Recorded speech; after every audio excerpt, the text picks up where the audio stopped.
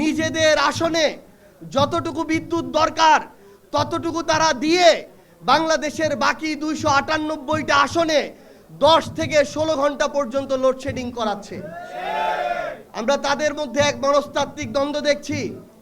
তারা শহরগুলোতে যেখানে মানুষ অধিকার সচেতন, অধিক কথা বলবে, সোশ্যাল মিডিয়ায় লেখালেখি করবে, গণমাধ্যমে তাদের বার্তাগুলো পৌঁছে দিবে, সেই জায়গায় তারা বিদ্যুৎ দেওয়ার চেষ্টা করলেও গ্রামাঞ্চলে লক্ষ লক্ষ কোটি কোটি মানুষকে তারা বিদ্যুতের অনুপস্থিতিতে যে লোডশেডিংয়ের ভোগান্তি, সেই পরিস্থিতির মধ্য দিয়ে নিয়ে যাচ্ছে।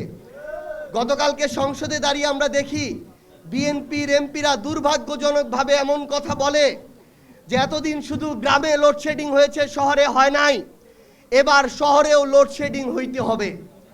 এর মধ্য দিয়ে তারা বৈষম্য দূর করতে চায়। কিন্তু আমাদের দুঃখ হয়, আমাদের লজ্জা হয়, বিএনপি কেন শুধু লোডশেডিংয়ের কথা বলে, কেন লোডশেডিং বন্ধ করে বিদ্যুৎ নিশ্চিতের কথা তারা বলতে পারে না।